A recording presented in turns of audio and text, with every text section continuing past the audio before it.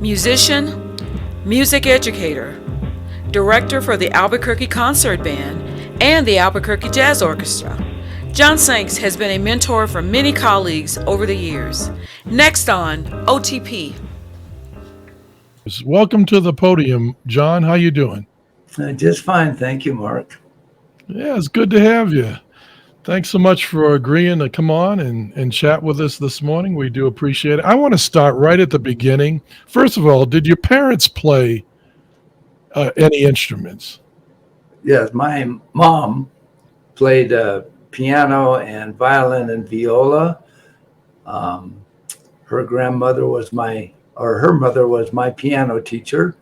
Oh. And her mother and father and aunt were three people that helped start the San Francisco Conservatory. Oh, wow. Which, so we go back a ways there, but my dad didn't have a musical bone in him. But interesting story for him, I'll talk about later. He started playing music later in life. Oh, okay. But yes, they played all the time. My mom played in a quartet and accompanied people and was a music teacher at the college level. So right away, they knew the importance of the arts and music and so forth. Yes, very wisely, I might say. Yeah. Okay, so take us into how did you develop and start playing your instrument? My sister and I both started on piano when we were probably around 6, and took lessons from our grandmother. And my mom wisely said, "I don't want to teach you. It's hard enough being your mother."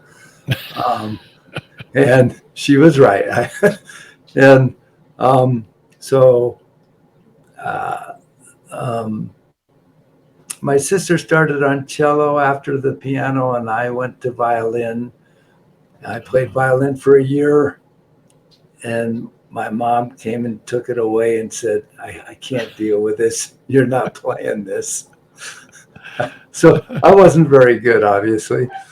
Okay. So I took a little time off, and somehow trombone came up, and I don't really know how. And they got me a trombone and took me down to the local music store and started me on private lessons. There you go. And that was in like 5th grade or something like that? Yeah. Yes. Yeah. Okay. And obviously you liked it. It hit a nerve. Yeah. It fit pretty well. Did you entertain any other instrument before you settled on trombone besides the violin? No, it was just piano and trombone. In junior high, I played bassoon for part of a year, picking up something new. But the one lady and I started at the same time, and she progressed rather quickly, and I did not. And she became the principal bassoon in the Rochester Philharmonic. Holy cow. And she now teaches bassoon at North Texas State. Wow. And I went, okay, I'm going to go back to trombone. I cannot keep up. So you moved on to high school, and what were your plans in there? How did you do in high school on trombone? Well, I did just fine. I was in a very good band in Montana. Our high school was one of the best ones in the state.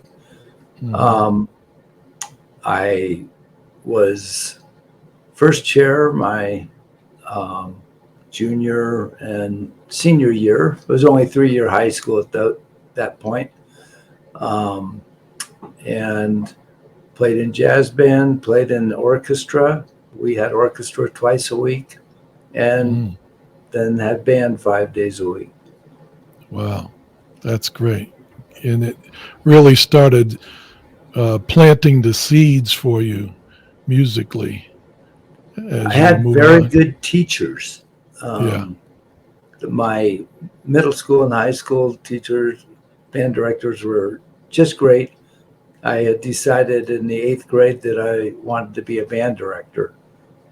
Wow. See, now that was my next question. I mean, you in high school actually made that conscious decision. Yeah, even before high school, and kept it all through high school. Uh-huh. Then kind of wanted to play after I got to be a little bit better and started seeing some options for playing. Right. Right. And did you have, because when you said that, you stirred a thought in my mind. When I got to college, there were the students that were going on the performance track and then the education track, and I knew I wanted to teach music. So, did you have any feeling to just go performance only, or you just really wanted to go strictly education? I mean, they hand Um, it in. I really didn't know about any performance avenue. Uh, Um, Montana State University at the time only had an education degree. I see. They did not have a performance degree. And I didn't really know any different because I played in the top orchestra, I played in the top jazz band, I played in the top band, I played in all the best Right. groups and brass quintet and trombone choir. And I see. so I really didn't know any difference. Right. Right. There was no distinction between the two. Right. Yeah. And I heard that you went into some music camps. Talk a little bit about your experiences there. Well, it was just all fun. Um, Meeting neat people all over the place from around the state, around the, different states. Hmm. Um, I would go up to Missoula, Montana every summer for 3 weeks. I would play in the music camp in Bozeman that was a week long. If Hmm. there was a jazz camp, I'd go to a jazz camp, and Right. um, we we played all day long. I knew the instructors at the university, and it was just a great experience to meet everybody and have fun making music. Sure. Absolutely. And somehow or another, you start moving toward the International Peace Garden Band. Tell us a little bit about that.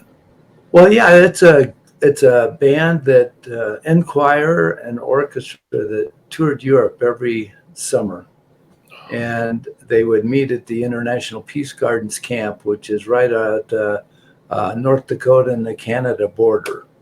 Hmm.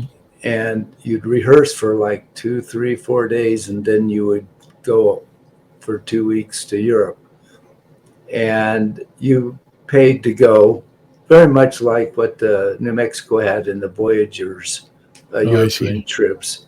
Hmm. Um, but I one of the people that was involved with the International Peace Gardens was one of the judges at the State Solo and Ensemble Festival, Okay. um, which in Montana we had district, and if you got a superior, you got to go on to state.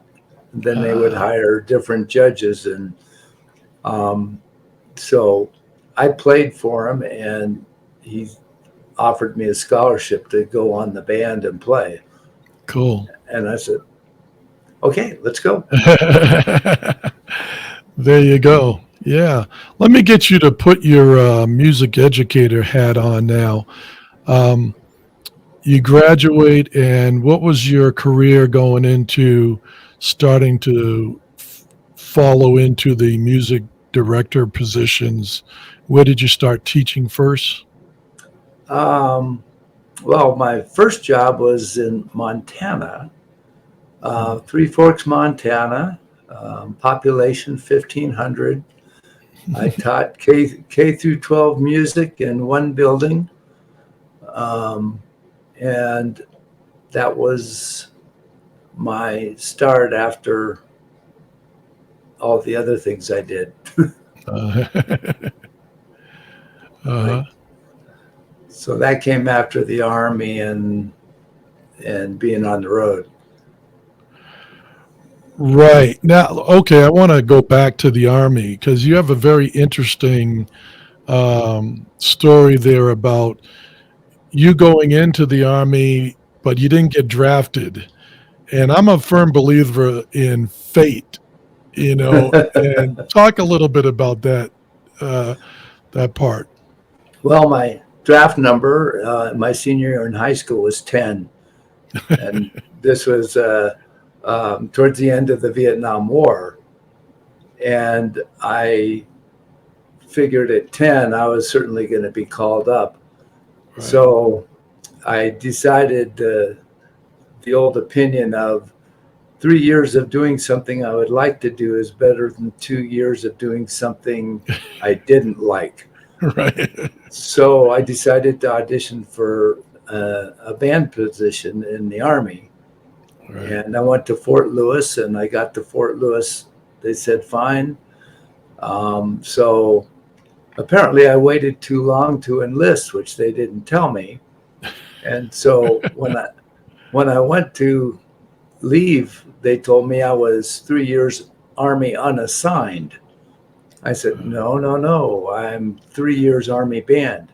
Oh no, you're unassigned.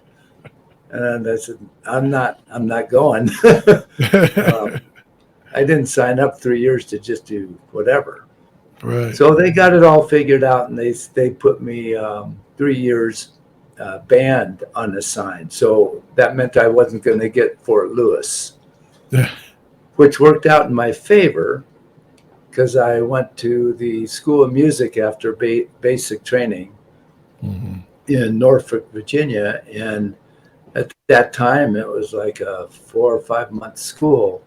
Right. And the Continental Army Band was a special band, and they were right across the bay, and they needed a trombone player, and auditions were held. So I auditioned, and I won the audition, and so they took me out of the school like 2 months, 3 months early because they wanted me to come over now. And if you won the audition for a special band, they just took you out of the school.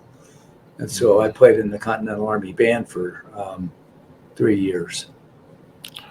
Right. Right. And a big part of that was that your number never would have gotten called. Is that correct?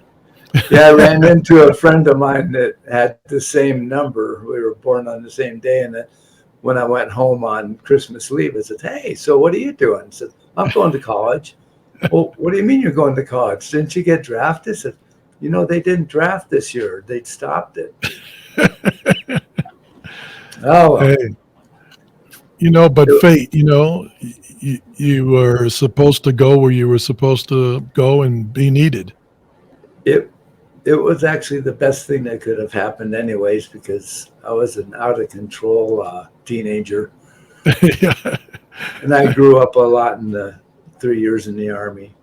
Yeah, you needed some discipline there or something. Yeah. Much. Like all of us do. Yeah, absolutely. So let's go back to the education area there. You started teaching, got your chops, so to speak, with the elementary school and coming through there. And where did you head after that? Well, that's when our friend, Ken Erickson, he called me up. I was teaching in Montana, and he just called up and said, hey, there's a high school down here in Albuquerque. Well, shoot, I drove down there for an interview, and I got kind of impressed just in the fact by the size, because after being in Montana most of my life and stuff, the high school, Rio Grande at the time, was bigger than the town I was teaching in. And they had, marching competitions. There was, 8, 9 high schools at the time, and it seemed, and there was probably more chances to play. Right. Yeah. Than where I was at. So that was also another factor. So I took a job in Albuquerque. There you go. And where did you go from Rio Grande? Talk a little bit about your schools there. Well, Rio Grande, and taught at Polk also. Oh, I didn't know Um, you were at Polk. Huh. yeah, I did choir and ukulele. There you go. So, and then I got a chance to take over Highland, Hmm. and which was a much better situation. I didn't have to teach in any of the middle schools. I had an assistant Hmm. for 2 periods a day, and I didn't have to do any extra classes or lunch duty like I did at Rio Grande. All right. So I got to spend more time just being a band director. Right. Yeah. Yeah.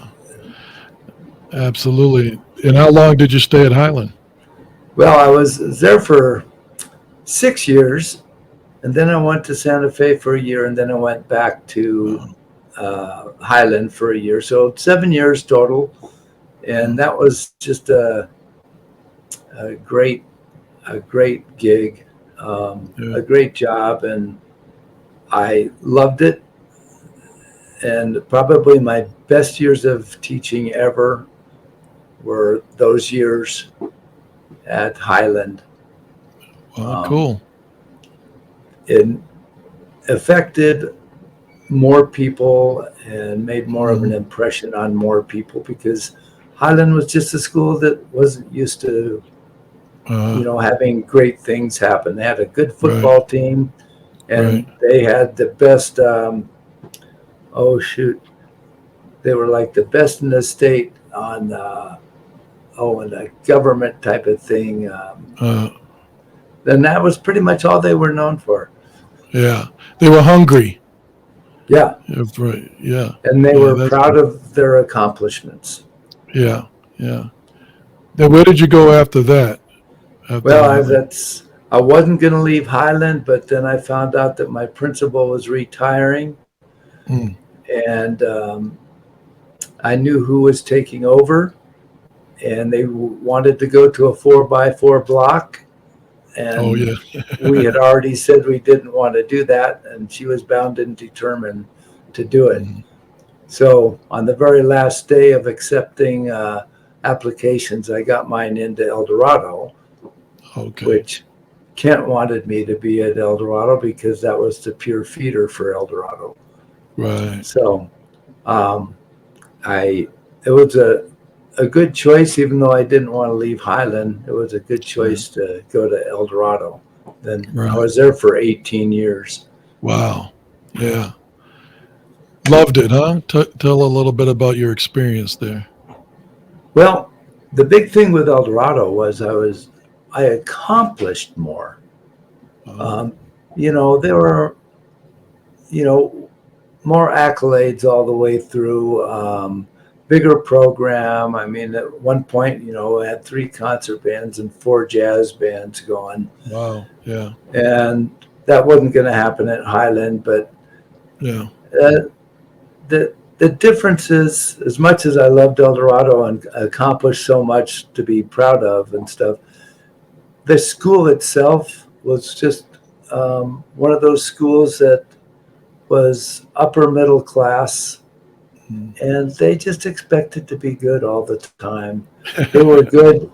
They were good in football, basketball, volleyball, track, band, Right. choir, Yeah. everything. Right. So it was more expected that you will be good, and they Right. were, Yeah. but a much different atmosphere than the Yeah. Highland. That when they did well, they were just so Yeah. proud of every little thing they did. Yeah. They ate it up. Yeah. Yeah. Now you've been playing in the AJO Albuquerque Jazz Orchestra, and talk about your experience getting into there and Well, your I life in got into that because I knew Kent Erickson and Pancho Romero so well, and there. Right. Pancho was the one that started the Albuquerque Jazz Orchestra. Right. And I moved to town, and I just, I got to sub on there, and pretty soon I was just playing all the time with them.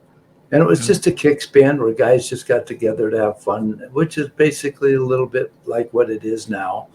Right. And a lot of great people playing a lot of fun music. And Right.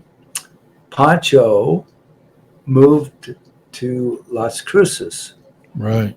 And the band was kind of getting ready to fold. And we had a meeting with a bunch of players. And, I finally just said, well, I'll just take it. I'll take it Right. over and we'll try to keep it going. Yeah. And that's kind of how I got in charge of running it so Right. that it wouldn't go away. Right. And I think I did it for 17 or 18 years. Yeah. And then Bobby Shue took it over for a couple years. Oh yeah. And then Glenn Coster took it over after that. And he is now the music director and in charge of AJO. And he's been doing it for, boy, what, Yeah. 15 years, maybe 12 to Yeah. 15. Wow. Yeah. And it's gone up. Right. The band plays well, and now we're playing the first Tuesday of every month Right. at the Dirty Bourbon, Right. which is a lot of fun. So Yeah. it's Yeah. just a lot of fun. That's great. Great history. That's a great story there. And then also you've been involved with the Albuquerque concert band. Tell Yeah. us about that. Yeah. Well, that one's really fun. There's a difference, like for me, with concert band versus jazz band. I mean, that's you sit and play with a bunch of guys and make music, but when you're directing like a concert band, it's like you're actually performing with all the players, Right. and it's a joint venture with what we have about 80 people in the band, so we're all working together and just in a different capacity. And sometimes it's a little more special because, as you know, you're a director. The bond you have with your band, with the stick and the podium, Right. Yeah. making music Right. is different than not having anybody in front Yeah. of you Yeah. and playing together. You still make Right. music, but Sure. to me, there's just something special about conducting and being a part of that whole process during the Absolutely. performance. So I'm glad you brought that up because I always feel like I'm in a ocean of music. I'm swimming in the music on the podium. And I had a buddy of mine when I was working a piece at the concert, and he asked, well, so I saw some of the people watching you, and then some people were not watching you. And I told him, well, that's probably the case. But but he said, how does that work? And I said, well, they know they get the music and blah, blah, blah. But it is like that. You have that music around your body and it's engulfing you. You're just entrenched in with the music of the players. exactly. And the fact that, you can be going along and then you're putting in a retardando or an accelerando or something, and all the players, kind of follow you, and you're making this expressive statement all together without saying anything. And that is I believe, I call it the minor miracle of music, that here we are with this inanimate object minus lyrics. I mean, if you have a person that's singing, they have that addition of lyrics that brings out the emotions, but here we are with this, you could have a hammer. And if you can make a hammer play, a song, you have this inanimate object, whether it's trombone, sax, or what have you, but it brings out emotions. I want to ask you about that connection with the audience as you're playing. Talk about to the listeners about your experience when you're playing in front of an audience and you can tell that audience is feeling what you're doing. Um, well, I'll tell you, I guess the in jazz band it's different. I mean, because like you'll have a soloist, and people are involved when they clap after the solo or cheer after a solo, and it's and or you see their head bopping, or you see them clicking their fingers and stuff. That Right. all right, we're affecting them. In concert bands, it's a little different because you don't get people clapping after a solo during the piece and stuff. But Right. I think one of the neatest things that you can tell when the audience is involved and when you've affected them emotionally Hmm. is when you play a slow piece and you come to an end and it has a soft ending. And I always tell the band that we get to the end, I'm cut you off and nobody move. Freeze. We just stop. Right. And I said, it's going to feel like it's in eternity Right. until somebody starts clapping. It'll just feel it's an awesome, and you'll actually start smiling going, oh my God. And it is Right. one that describes the emotion part that you can get during a fast piece or whatever, but that describes it when you stop and you just sit there and you can hear a pin drop Right. no matter how many people are in the audience. Right. And you just sit there and it's just silence, silence, silence. People in the band, I look at them and they start smiling. Oh yeah, we see what you mean. We really nailed them. And then you put the stick down, and then the applause happens. Right, right, exactly. And going back to the schools, when you're working with young players, whether it be middle school or junior high, getting them to buy into and sell that on the stage, and to and understand what you're talking about. That's the great thing about the educational part of it all. Sure. Yeah, yeah. Now I got a clip here. For the listeners, we're just sort of bringing this into the show and trying to get it edited up. So maybe you can take a listen to this, John. We are talking to John Sanks, director with the Albuquerque Concert Band, trombone player, musician, mentor, a whole bunch of things here in Albuquerque and around the country. So can you set this up a little bit? I'm going to play it a little bit first, and then we'll bring the volume down. Let's see.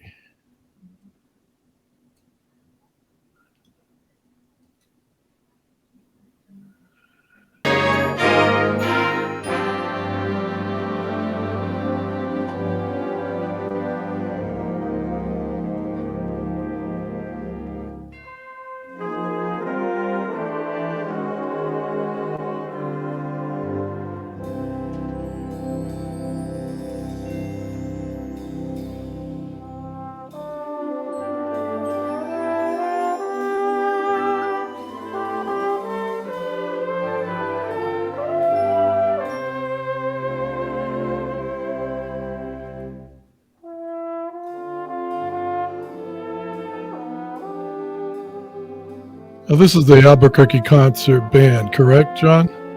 Yes. Holiday music, Yeah.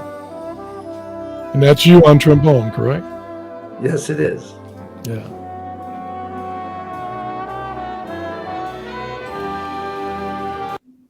So tell us a little. When was that played, and where was it?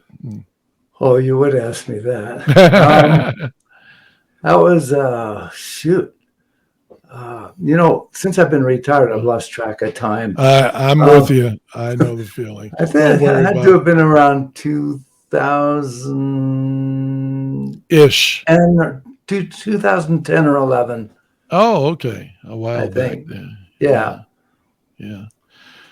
Now we toward the end of our podcast here, we always talk to our guests about, for those that are listening, the listeners that have stopped playing. One of the things we've seen in going through these conversations are a lot of players and go through high school, go through even college. They put their horn down. Life gets in the way.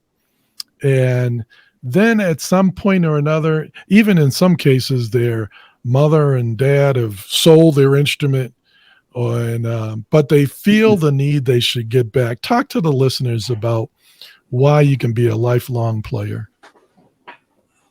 Well, first of all, it's just enjoying music, period, whether you're a listener or a player. But a lot like people that go to college, they'll play through college and stuff, and they love playing, but it's really hard to make a living as a player and a musician. It's a difficult profession. Yeah. And so, a lot of people, so they find different professions, and then they have families and they get very busy, and they start getting a little older, and they're going, I really enjoyed playing my instrument. And boy, the friends and people that I knew in high school and college band and stuff, well, they were just the best people, and we had so much fun. Right. And they start picking up their instruments again. And I always found that playing music, like our band meets 2 hours every week, and people don't miss. I mean, we only take 4 Mondays a year off, right, from rehearsing, and people look forward to that Monday all the time, picking up their instrument.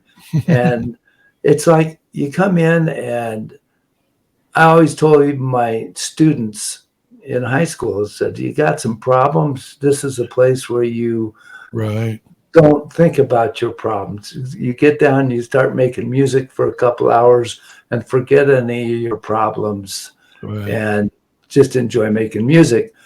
And I think that still is something that I would say today, is it's a good way to forget anything that's going on that's bothering you.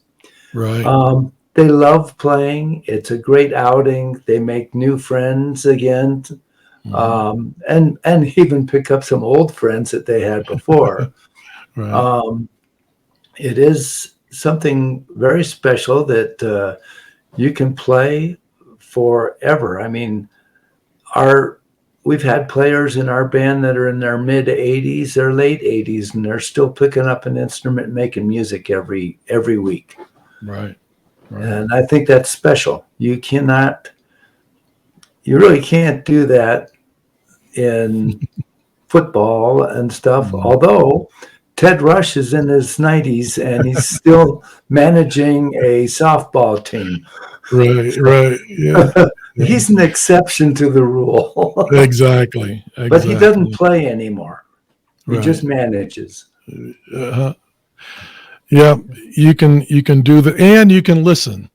If the fingers and the chops aren't there, you can still listen, and that's a major part of our playing. So, well, and not only that, but they have different levels of band. I mean, as you know, the band that you're working with, I mean, that was designed for people that have retired, that maybe never played an instrument and want to pick one up. I mean, I think that's how that group got started, isn't it? Right. New Horizon Band out of Rochester, right? Yeah. And now it's just, it's gone up where other people can play. They don't want to be too serious about playing. I know some of the players you have in your group are very good players and enjoy just getting together and making music. Absolutely. And, you have these different levels of band. Just in Albuquerque, there's 4 concert bands. Yeah. So people can find their own niche of how much they want to play and how difficult the music they want to play. Absolutely. And it's all about the music, just enjoying it, the whole feeling of it all. Yeah. Yeah. Hey, John, I want to thank you so much for taking the time and the extra effort. You behind the scenes, you did a lot just to make this podcast and this interview work. So, And so did you.